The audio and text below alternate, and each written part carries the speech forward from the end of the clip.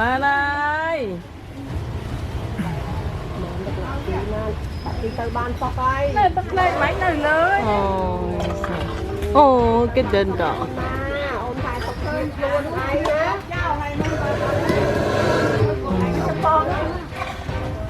nó tóc ăn nó kia mà nào cái liên tắc ở đây vậy ở kia trên nhà liên tắc vô mà liên tắc vô ông vô mà tóc ai ôi khỏi thái tóc thiệp được ớt nào bắt đầu xíตักเลยvô trời ơi mà được mấy vậy hồ mà tiền đây màตักเลยvề hồ là hồ mà được mấy con dễ sắc nó cho tận na rồi dân chắc phải là đây cái những cái nơi mũi đâu cái nơi ខ្លះអំពីដំរីនៅក្នុងសង្គមខ្មែរដំរីមានតួនាទីយ៉ាងសំខាន់សម្រាប់ជនជាតិខ្មែរនាបុរាណកាលតាំងពីសម័យកកើតរដ្ឋរហូតដល់សម័យបច្ចុប្បន្នដូនតាខ្មែរប្រើប្រាស់សត្វដំរីជាយានជំនិះក្នុងការប្រយុទ្ធនៅក្នុងសមរភូមិច្បាំងពង្រីកទឹកដីនិងបម្រើកិច្ចការព្រះនគរផ្សេងៗជាច្រើនកាលដើមឡើយព្រះរាជាខ្មែរសពព្រះតីប្រតិដំរីដើម្បីយកមកធ្វើជាយានជំនិះចម្បាំងនិងបង្កាត់ដំរីឲ្យក្លាយជាសត្វដែលខ្លាំងក្លាកាលពីសម័យអាណាចក្រភ្នំយើងឃើញមានរាជធានីមួយដែលមានឈ្មោះថាព្យាធបុរៈដែលប្រែថាទុម្មៈឬអ្នកតេដែលចង់សំដៅទៅលើការតេដំរីមកដល់សម័យអង្គរវិញយើងឃើញមានចម្លាក់ជាច្រើនដែលដូនតាខ្មែរបានឆ្លាក់ជាប់នឹងជញ្ជាំងប្រាសាទអំពីដំរីតាមប្រាង្គប្រាសាទនានានៅក្នុងមហាអាណាចក្រនិងមានរៀបរាប់អំពីតួនាទីដំរីចម្បាំងយ៉ាងច្បាស់លាស់ទៀតផងបាននិយាយអំពីសម័យកាលដ៏រុងរឿងយើងនេះដដែលយើងឃើញថាបុព្វបុរសខ្មែរមានជំនាញខាងកសាងហេដ្ឋារចនាសម្ព័ន្ធដូចជាស្ពានប្រាសាទជាដើមទាំងអស់នេះសុទ្ធសឹងតែត្រូវការកម្លាំងដំរីដើម្បីអូសទាញថ្មមកពីតំបន់ឆ្ងាយៗ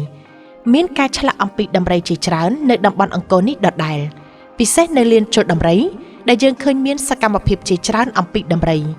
លាននេះត្រូវបានព្រះបាទជ័យវរ្ម័នទី7ប្រើប្រាស់ជាវេទិកាពីការវិលត្រឡប់នៃកងទ័ពរបស់ព្រះអង្គដែលបានទទួលជ័យជំនះពីសង្គ្រាមបន្ទាប់ពីសម័យកាលអង្គរដ៏រុងរឿងបានដួលរលំទៅមកដល់សម័យចតុមុខនិងសម័យលង្វែកកងទ័ពដំរីក៏នៅតែមានឫទ្ធានុភាពក្នុងការការពារដែនដីខ្មែរក៏ដូចជាការច្បាំងដណ្ដើមទាមទារមកវិញនៅខេត្តភៀកខាងលិចដែលបានបាត់បង់ទៅឲ្យសៀមក្នុងរជ្ជកាលមុនអធិពលព្រហ្មញ្ញសាសនាពុទ្ធសាសនាក៏ដូចជាជំនឿក្នុងតំបន់គឺសុទ្ធតែបានចាត់ទុកដំរីកុជសាននេះជាទីសក្ការៈព្រះរាជបុត្ររបស់ព្រះឥន្ទ្រមួយអង្គគឺព្រះកណេសក៏មានប្រវត្តិជាមួយដំរីផងដែរព្រះកណេសមានខ្លួនជាទេវតានិងក្បាលជាដំរីនៅក្នុងពុទ្ធប្រវត្តិក៏មាននិយាយដែរនៅដំរីដែលមានសទ្ធាជ្រះថ្លាជាមួយព្រះពុទ្ធបរមគ្រូគ្រាដែលព្រះអង្គគង់នៅក្នុងព្រៃហេមពាន្តនោះដំរីជាពពួកសត្វព្រៃដែលមានរូបរាងធំបំផុតនៅក្នុងពពួកសត្វចតុបាទដំរីនេះក្នុងគម្ពីរសារៈសង្កហៈលោកកំណត់ទុក10ត្រកូលមានត្រកូលឆន្ទនុននិងត្រកូលអេរិវ័នជាដើមក្នុងពពួកដំរីទាំង10ត្រកូលនេះខ្មែរយើងចែកចេញជា2ពួកគឺពួកមួយហៅថាដំរីភ្នំបានដល់ពួកដំរីដែលកើតនៅនាទីភ្នំមួយពួកទៀតហៅថាដំរីរនាមគឺជាដំរីដែលកើតក្នុងព្រះនាមដំរីទាំងពីរពួកនេះមានទ្រង់ទ្រាយខុសគ្នាមិនច្រឡំគ្នាទេគឺដំរីភ្នំមានសន្តានខ្ពស់មុខក្បាលងើបដំរីរនាមមានសន្តានទាបមុខក្បាលអោនកម្លាំងពលំក៏ខុសគ្នាដែរគឺដំរីភ្នំមានកម្លាំងខ្លាំងជាងដំរីរនាមហើយមានអាយុវែងជាងផងឯដំរីរនាមច្រើនខ្សោយមានអាយុខ្លីជាងដំរីភ្នំការដែលនឹងពណ៌នាអំពីប្រវត្តិដំរីនេះខ្ញុំនឹងពណ៌នាតាមរឿងនៃបរិសម្នាក់ដែលវិលពីកំណើតដំរីមកចាប់ជាតិជាមនុស្សហើយដឹងជាតិរបស់ខ្លួនការកើតជាដំរីបរិសនោះអួតថាការខ្លួននៅជាកុមារអាចចាំទាំងភាសាដំរីបានផងគ្រានេះនឹងពោលពីប្រវត្តិនៃបរិសដែលដឹងជាតិនោះជាសេចក្តីសង្ខេបជាមុនសិនដើម្បីជាគោលក្នុងរឿងនេះក្នុងសម័យមួយខ្ញុំបានជួបនឹងបរិសម្នាក់ឈ្មោះថានីវឹកធ្វើជាទាហានក្រុមរក្សាស្រុកនៅទីរួមខេត្តកំពង់ធំបរិសនេះនិយាយថា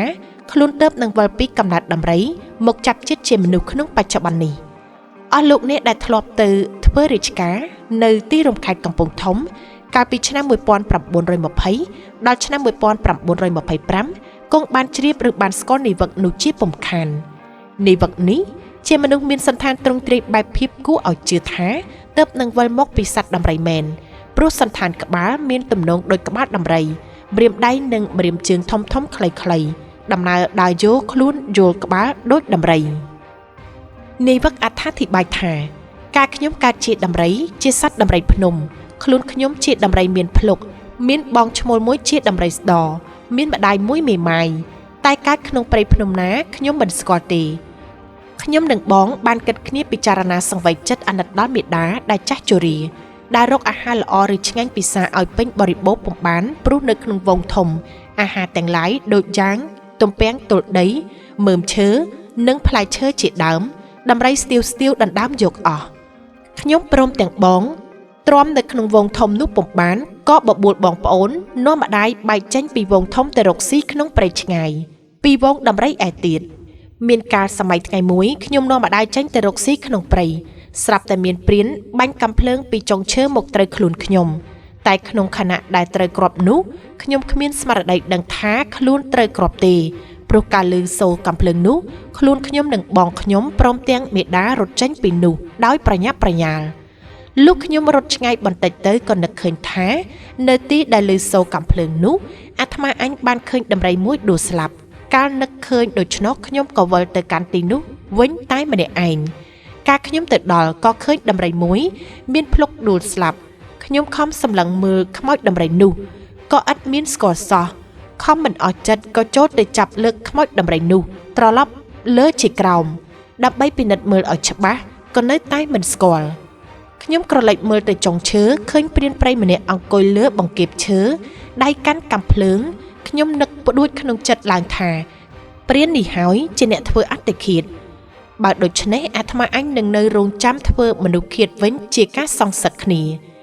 ខ្ញុំការគិតដូច្នោះហើយក៏ថយខ្លួនទៅពួននៅគុម្ពឈើមួយរងចាំព្រាននោះចុះមកនិងចូលទៅព្រិចសម្លាប់ចំណែកខាងព្រានការឃើញថាដំរីដែលខ្លួនបាញ់នោះស្លាប់ប្រកបហើយក៏ចុះចាក់បង្គាបឈើដៃកាន់កាំភ្លើងលុះចូលមកដល់ដីហើយយកពុះថៃទៅពុះក្បាលដំរីនោះកាលពុះក៏កាយយកភ្លុកបានហើយក៏ចងភ្លុកនោះរែកយកទៅដៃនៅតែកាន់កាំភ្លើងជាប់ផងដែរឯខ្លួនខ្ញុំដែលពួនចាំធ្វើមនុស្សឃាតនោះចេះតែមានសេចក្តីខ្លាចតក់ស្លុតក្នុងចិត្តពុំហ៊ានចូលទៅព្រិចតែមិនព្រមលះបង់គំនិតដែលចង់អាឃាតព្យាបាទនោះទេកាលឃើញព្រានចេញដំណើរទៅខ្ញុំក៏ចេញទៅតាមក្រោយដោយគិតថាបើទៅដល់ទីណាមានឱកាសល្អនឹងចូលទៅព្រិចឲ្យខានតែបានតែពុំមានឱកាសសោះ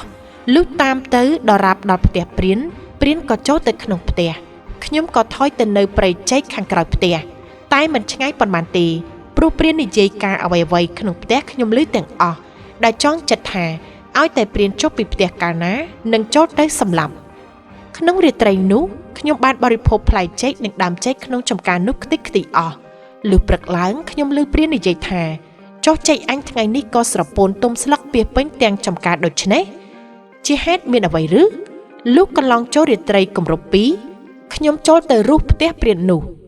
កំពុងតែរុះរើឮសំឡេងព្រានដាស់ប្រពន្ធប្រាប់ថាអញដូចជាវិលមុខប្រហែលជាខុសប្រកាំងដឹងឯងចូលទៅកាប់ដើមចេកយកមកធ្វើស្លាធម៌ឲ្យអញខ្ញុំឃើញប្រពន្ធព្រាននោះចូលទៅកាប់ដើមចេកមែនខ្ញុំដូចជាមានសេចក្តីភ័យពុំហ៊ានរុះផ្ទះនោះតទៅទៀត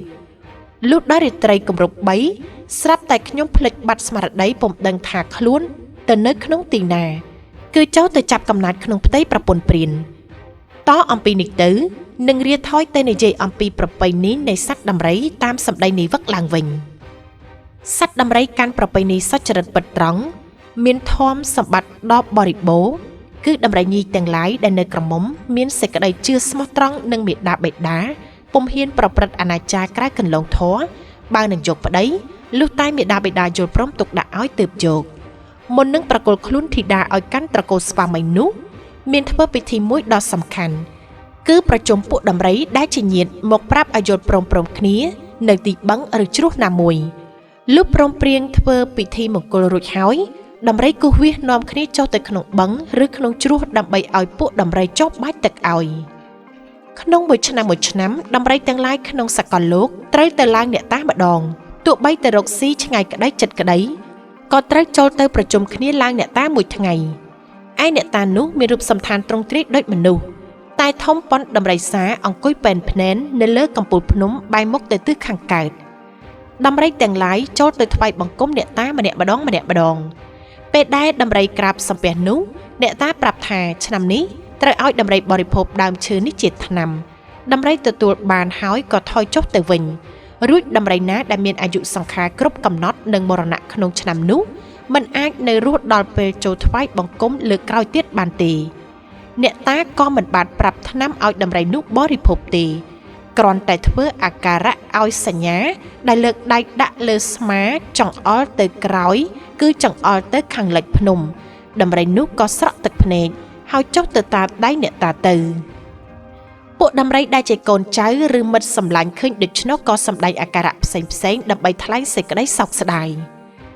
ដំរីដែលនៅក្នុងព្រៃជាទីសប្បាយរីករាយណាស់តែមានទេសកាលម្ដងនាំឲ្យពួកដំរីទាំងឡាយមានទុក្ខព្រួយគឺបើមេដំរីណាសម្រាលកូនមកសម្បល់ទង់ដែងនោះពួកដំរីទាំងឡាយនាំគ្នាខ្វល់ខ្វាយជួយថែរក្សាកូនដំរីនោះបើកូនដំរីនោះចេញដើរទៅទីណាតែនាំគ្នាតាមទៅឈរពាំងពីមុខពីក្រោយដើម្បីកុំឲ្យមនុស្សលោកឃើញព្រោះមនុស្សលោកកាលណាឃើញកូនដំរីនោះហើយពុំដែលរំលងចោលមួយដងនោះឡើយតែងតែតាមតាក់ចាប់ម្លោះហើយសេចក្តីអន្តរាយដោយគ្រឿងអាវុធក៏កើតមានឡើងដល់ពួកដំរីទាំងមូលលុះកូនដំរីនោះធំពេញជំទង់ឡើងក៏នាំគ្នាចាប់យកទៅឲ្យត្រាំទឹកដែលមានជ័រឈើដើម្បីឲ្យคล้ายជាដំរីខ្មៅវិញសារត្រឡប់ទៅនិយាយអំពីប្រពន្ធព្រានព្រៃកាលកគ្រប់កំណត់ទសមាសក៏សម្រាប់កូនចេញមកកូននោះជាភេទប្រុសមានរូបរាងទ្រង់ទ្រាយដូចជាដំរីច្រើនមេដាបិតាបានសន្មតនាមកុមារនោះថាវឹកចៅវឹកពោលថាកាលខ្ញុំកើតឡើងអាយុបាន3ឆ្នាំក៏នឹករលឹកដល់ដំរីដែលជាមេដានិងបងពុំដឹងនៅទីណានឹកពិចារណាឃើញតាំងពីនាំបណ្ដាមេដាចាកចេញពីវងដំរីមកដល់ទីដែលព្រានព្រៃបាញ់ខ្លួននោះខ្ញុំមានសេចក្តីរំជួលក្នុងដួងហរតីកាន់តែខ្លាំងឡើងនិងទ្រាំនៅស្ងៀមតទៅពុំបានទទួលបានឱកាសថ្ងៃមួយមេដាបិតាខ្ញុំទៅធ្វើចំការអស់ទុកខ្ញុំឲ្យនៅចាំផ្ទះដោយផ្ដាំផ្ញើនឹងញាតិឲ្យជួយមើលផងខ្ញុំឃើញបានឱកាសល្អក៏រត់ចេញពីផ្ទះដើរចូលទៅក្នុងព្រៃដើម្បីស្វែងរកដំរីជាមេដានិងបងខ្ញុំចេញដើរទៅតាមផ្លូវដែលខ្ញុំនៅចាំការកើតជាដំរីធ្លាប់ដើរខ្ញុំទទួលអាហារផ្លែឈើតាមដែលខ្ញុំធ្លាប់ទទួលទានកាលពីនៅជាតិដំរីចេញដើរទៅក្នុងព្រៃអស់វេលាជាច្រើនរាត្រីឥតមានជួបនឹងមនុស្សម្នាណាសោះឃើញតែដានជើងដំរីព្រៃខ្ញុំខំដើរតាមដានដំរីទៅទៀតគិតអំពីថ្ងៃដែលខ្ញុំចេញពីផ្ទះទៅបាន7ថ្ងៃខ្ញុំបានជួបនឹងដំរីស្ដមួយដើរស៊ីក្នុងព្រៃស្មាច់ខ្ញុំគយគន់មើលដោយសេចក្តីសន្មតសពគ្រប់ទៅក៏ស្គាល់បានប្រកាសថាជាបងរបស់ខ្ញុំស្ទុះចូលទៅដើម្បីសាកសួរអំពីសុខទុក្ខនិងសួររកមេដាដំរីស្ដកាលឃើញមនុស្សរត់ចូលទៅចិត្តដូច្នោះក៏ភិតភ័យតក់ស្លុតស្ទុះរត់ចេញជាប្រញាប់ខ្ញុំនៅចាំភាសាដំរីក៏ស្រែកជាភាសាដំរីអំពីរឿងរ៉ាវដែលធ្លាប់នៅជាមួយគ្នាក្នុងគ្រាដែលកើតជាដំរីខ្ញុំនិយាយបណ្ដើររត់តាមបណ្ដើរទាល់តែដំរីស្ដនោះស្ដាប់បានទើបឈប់លេងរត់ហើយខ្ញុំចូលទៅឈរទល់មុខដំរីពោលវិចារជាភាសាដំរីសួរមេដាដំរីស្ដបានប្រាប់មកវិញថាមេដាយើងស្លាប់ទៅហើយដំរីស្ដជឿជាក់ថាប្អូនបានទៅកើតជាមនុស្សមែនក៏មានសេចក្តីស្នេហាចំពោះខ្ញុំក្រៃពេកបានចាប់លើកខ្ញុំដាក់ឲ្យអង្គុយលើពងនាំចេញទៅរកស៊ីព្រៃស្ងាត់ដែលឆ្ងាយអំពីវងដំរីដើម្បីការពារមិនឲ្យដំរីព្រៃឃើញខ្លួនខ្ញុំហើយខំរកផ្លែឈើមើមឈើឲ្យខ្ញុំបរិភោគជុះបាយដំរីស្ដខំព្យាយាមមើលខ្ញុំពេញ3ឆ្នាំឥតបានចូលទៅក្នុងវងដំរីព្រៃសោះម្ល៉េះហើយបណ្ដាលឲ្យកើតសេចក្តីអបសុខធុញទ្រាន់ជាខ្លាំងទើបនិយាយនឹងខ្ញុំថាអូនអើយអូនឯងបានទៅកើតជាមនុស្សទៅហើយគួរតែទៅនៅរួមសាមគ្គីនឹងមនុស្សឯបងដែលមានកំណើតជាសត្វដំរីក៏ត្រូវរួមសាមគ្គីនឹងសត្វដំរីដូចគ្នាហើយចុះយើងជាបងប្អូនរួមផ្ទៃមួយក្នុងគ្រាអូនឯងទៅជាសត្វដំរីក៏ត្រូវនៅចាំប្រកាសថាយើងជាបងជាប្អូននឹងគ្នាជាដរាបទៅ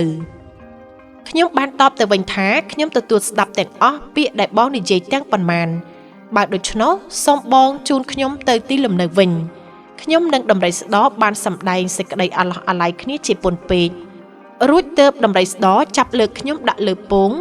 ហើយដើរតម្រង់ចូលទៅកាន់ស្រុកភូមិនៃមនុស្សលុះទៅជិតដល់ក្រោយផ្ទះមេដាបេដាខ្ញុំក៏ដាក់ខ្ញុំឲ្យចុះពីលើពងហើយប្រញាប់ប្រញាល់វិលចូលទៅក្នុងព្រៃវិញចំណែកខាងខ្លួនខ្ញុំកាលចូលមកដល់ផ្ទះមេដាបេដាដែលជាព្រានព្រៃបានឃើញហើយក៏មានសេចក្តីត្រេកអរឥតឧបមាព្រោះការបាត់ខ្ញុំទៅជាង3ឆ្នាំឥតមានដំណឹងសោះក្នុងពេលដែលខ្ញុំមកដល់និយាយភាសាមនុស្សមិនកើត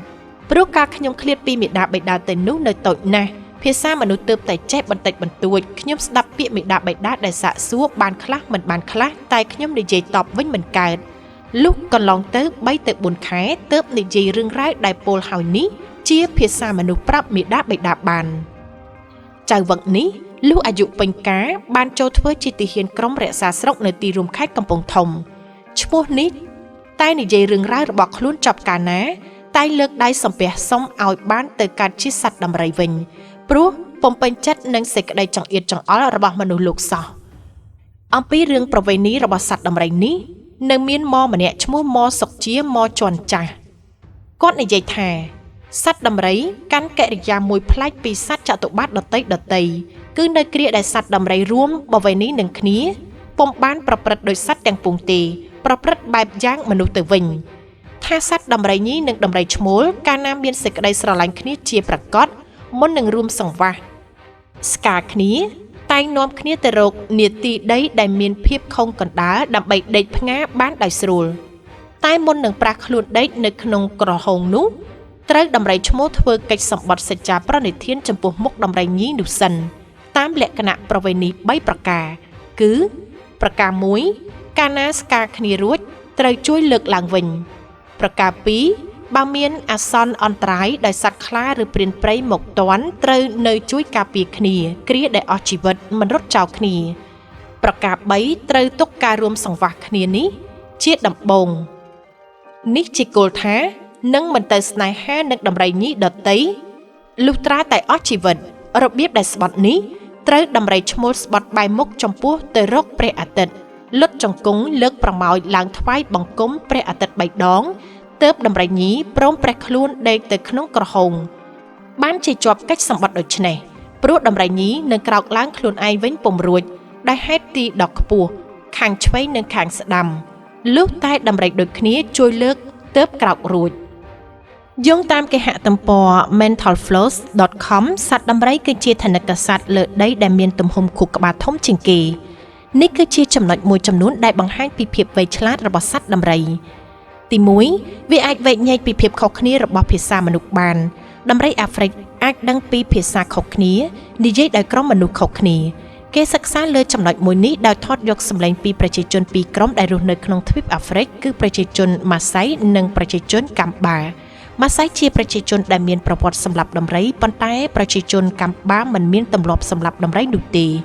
នៅពេលដែលគេធ្វើតេស្តចាក់សម្លេងនិយាយរបស់ប្រជាជនម៉ាសៃ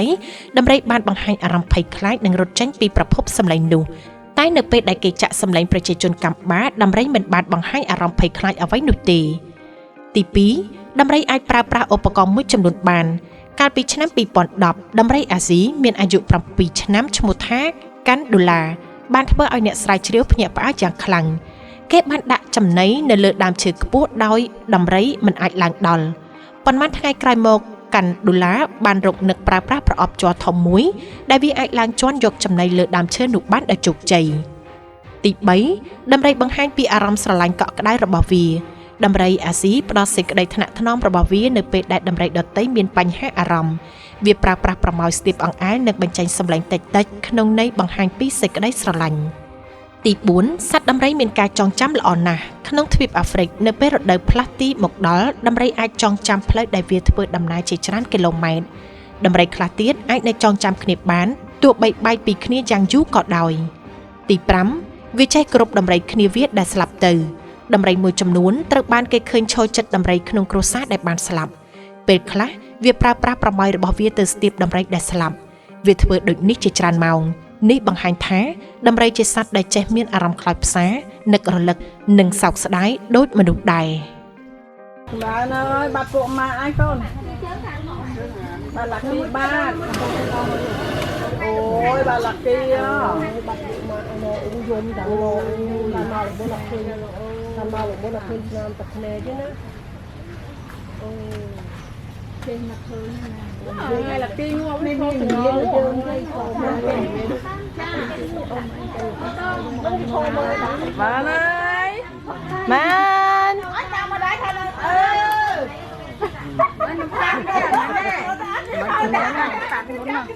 mana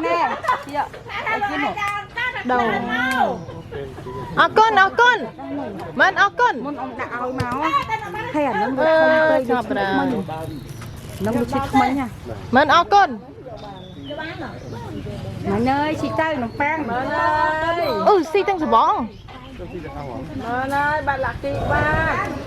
này bạn lạc kia lạc kia mà nặc lạc kia anh đừng lạc chi vậy mà anh con ok lực chừng con con thôi vậy mua lạc chi kia dậy thôi mà nặc lạc kia nặc lạc kia lạc kia đây là ủa chết lo và màu trên khéo chứ nó con san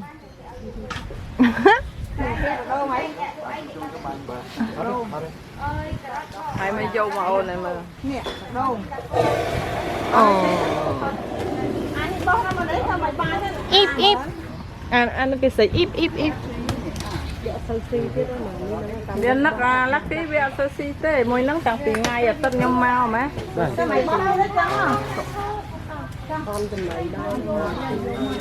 dùng đây tấn một tập này vậy dùng mà tập này dùng hô trơn chiếng mảnh chứ nó chân vậy đó con này mà nặc lạc kia ớt mà này đi từ ban sọc ai này tập này mảnh này lớn ồ cái đền đỏ ôn thái sọc khơi luôn ai á con nó tụi nó xia bên nào cái liên tắc ở đây ở đó thì chân liên tắc dấu mày mà liên tắc vô ông vô mà sọc ai ôn nơi khỏi hai sọc thiệp lư ớt vào bên thằng xi tập này ra hôn trơn mà tập này vậy hồ mà tiền đi này mà tập này ra hồ là hốt mà tập này vậy con dễ sáng nói cho tận na đâu dân chắc phải là đây cái gì đây nơi muối đâu tới nơi tận dùng gì đó dùng mà thế này mày vô mấy mờ nói là kia đã bán sọc ai dương nó thằng khỏi hai sọc kia ô mai cũng bông ơi ao tràn phết cái hai mai nữa tục trên này nâng tục ơi mấy cái chặt chai nhá đây để xa gọi vụ rau này là ta coi đây là kia mua tiền ban tầm câu hay đâu ấy đâu à cái đây cái mày ao đi ao cho là cái hiện đấu tê bắt hiện nhân này luôn ấy đây ơi bao ban còn bao đâu ấy ban còn ai đây cái này đâu này nhái phê cái nó mày bám mà là kia nếu khỏi mang pi nè thì lên mùi lấy mấy mẹ xả cô nó thành nó phải là thả cô xả cô nó thành thả cô là kia đặt nó kia đây kia cho phê một lúc có mà không có thả cô nó đang mới nhảy cái chăn kia đây xả cô về cái đợt đi chùa nó mở bật nó thịt khô là hôn mà nè lạc kỳ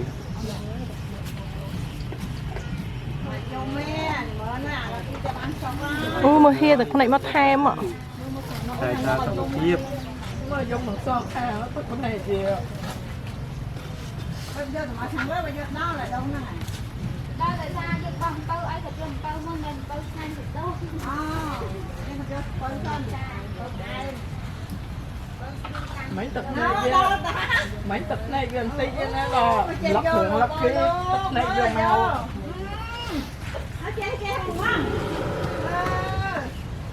con ai cái cái con cái đại trường con này mày con mà đong tiết con mà đong tiếtมันcon con mong tiết con san ý chứ tay tao mà thân á ý đại làm gì mà lại nó ở đây này ôi giờ ơi cái xi hai cái con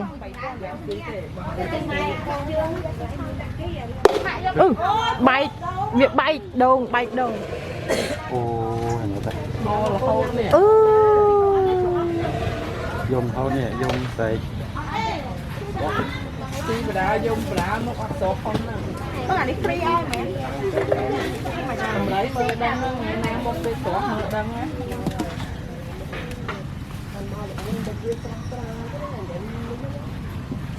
bà chặt môi nữa bóc ra chị thơm bà chặt môi nữa bà chặt bao là chị ơi vài chất vài chất với nhau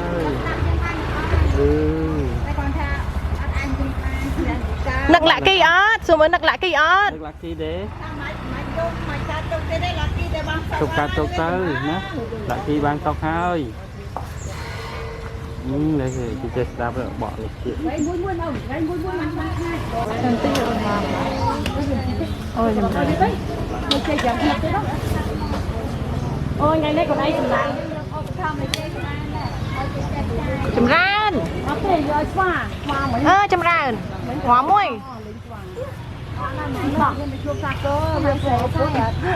ê con đây mà phẩm áo sa cơ đấy con hả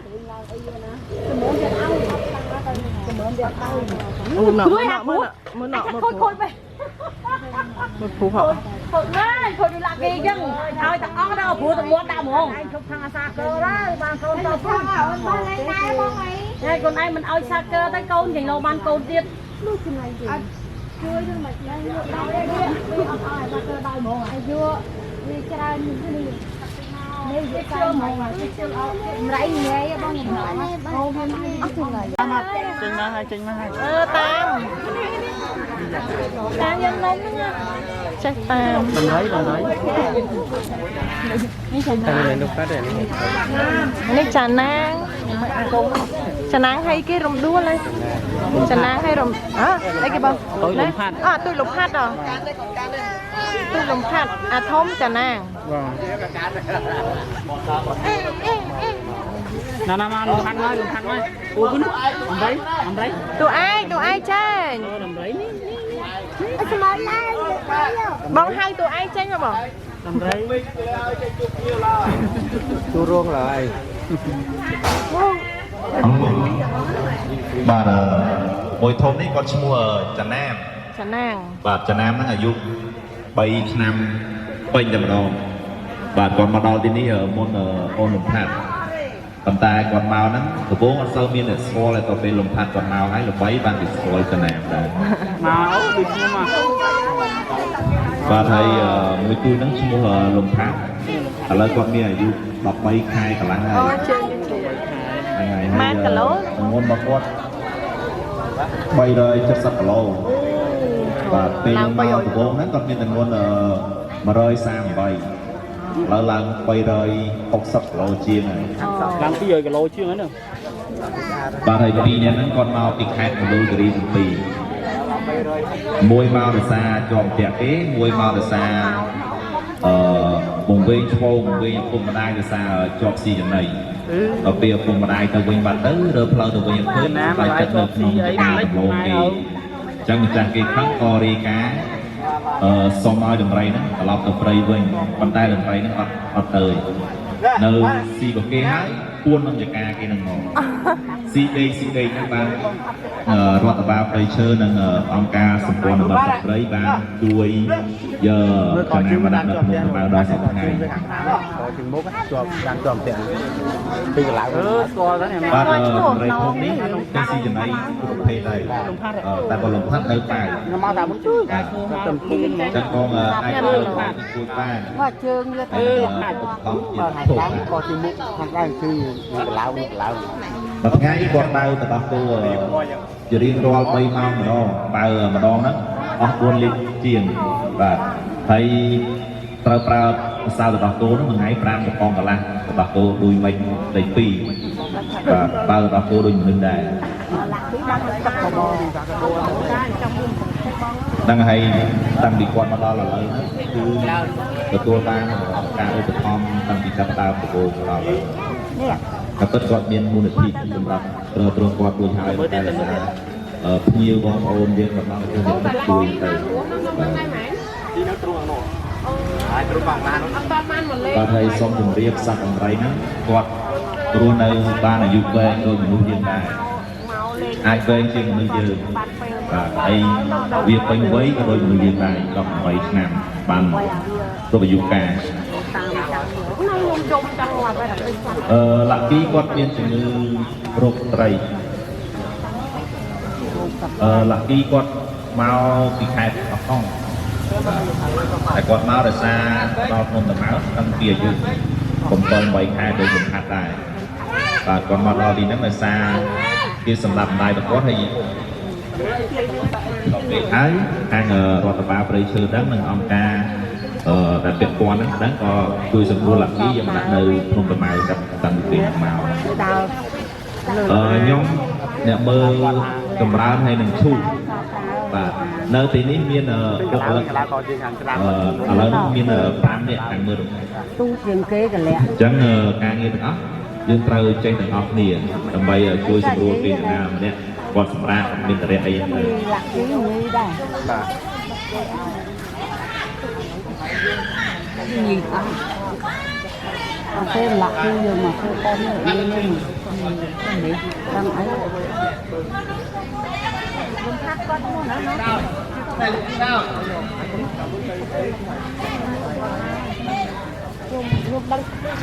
người nè và tăng muốn người nơi chất lạc kỳ bay nè lạc kỳ là đôi mình hay con nghe lạc kỳ từ bọt sàng rồi một cái này chẳng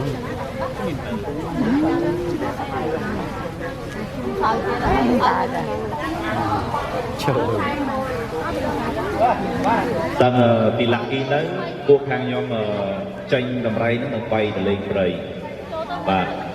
đây là tranh tới trần nam tôi chất đi cho mùi lạc kỳ những kỳ và tôi chất ở mall hàng cao tôi dương một bay hay là từ thôn nhé và trần nam tôi chất đây bỏ lục phát nó kia đây lục phát là lục phát hơi lạc kỳ lại tại bởi trần nam tôi chất mall hàng cao bong bong su lại cái lọ miên vào đây à su quán bong ấp bong là lạc ký có thọ miền đây à miền lạc ký thọ ban phu cơ chỉ môi năng xà cơ và đặt đời chỉ môi nằm trống năng châu là chất mà nam này vẫn và còn tay còn rồi kia còn ai luôn nơi chỉ môi kia bán tay còn on sờ kia thì còn sẵn năng kia sử dụng nữ đài sẽ trong lỏng thế này á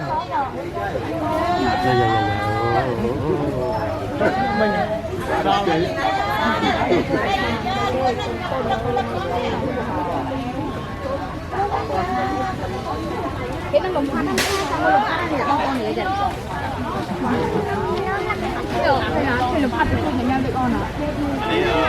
của mau viên nó tôn đôi cùng sân được chuyện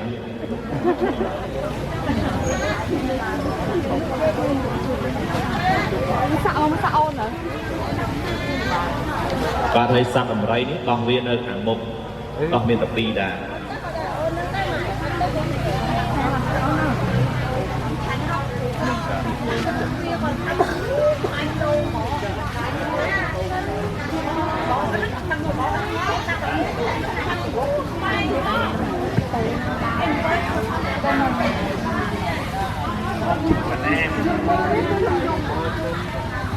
và thầy tầng pi đó mua bỏ con đó cứ chỉ cần like là con luôn đâu bị môn và lồng phát đó và lồng phát đó mua đang dùng rơm sắt spray lồng phát hay trà nám mua ô trà nam nó cần khát một đôi gầy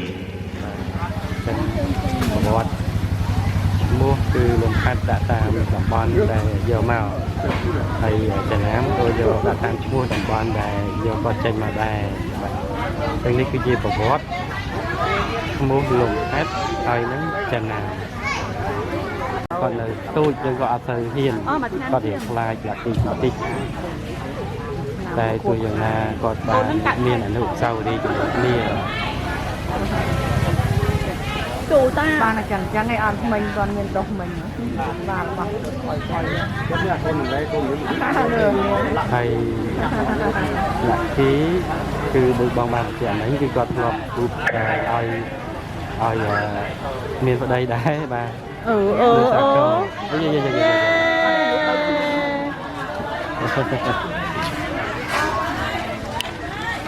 bạn nội mà kia đó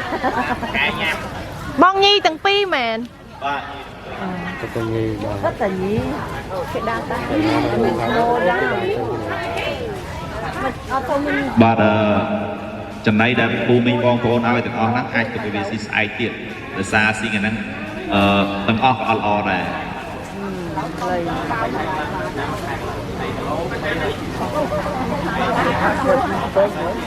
លំថាចុងបើស៊ីបាន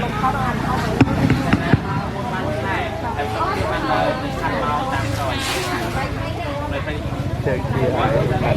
làm mất máu chơi trộm trẻ ôi thật đàm kia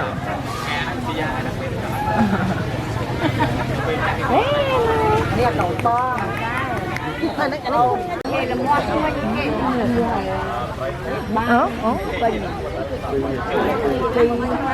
mua bình bình tròn lấy trà tròn nó mà tôi có cái cồn ngay cái cồn tàu trên cái má là để cái cồn đông mình giấu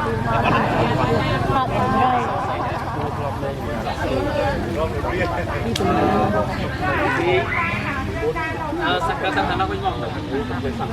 sama mô này trường cá nó mô này trường cá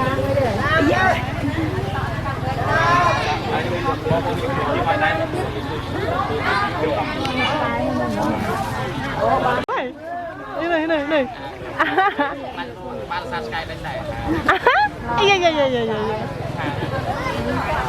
không tầm miên thì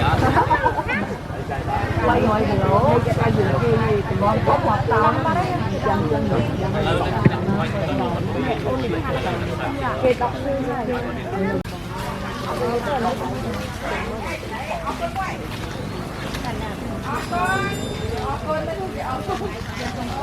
anh ấy chụp à? Anh ấy chụp chụp gì?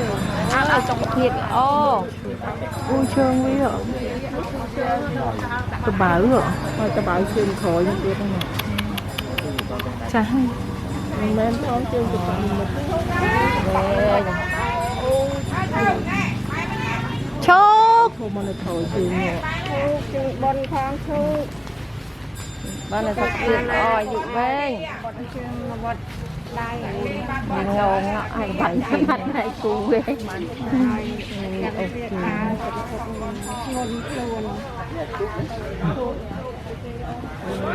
chúc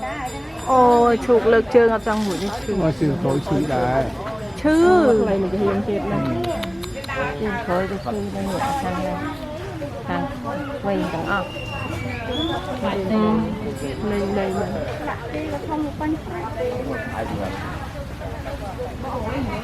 tự kiếm ngay không đâu năng phê nữa tự kiếm thấy gì tự kiếm năng tự kiếm cái năng tự kiếm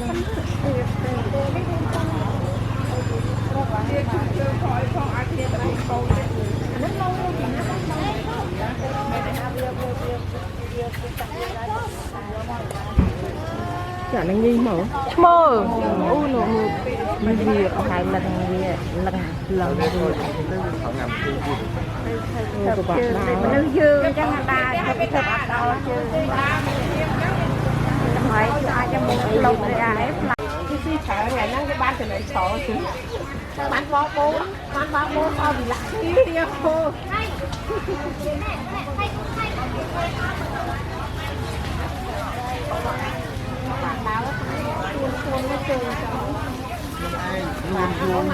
luôn nâng của bà bạn chương to chương sự bạn bất có cả bót lại chương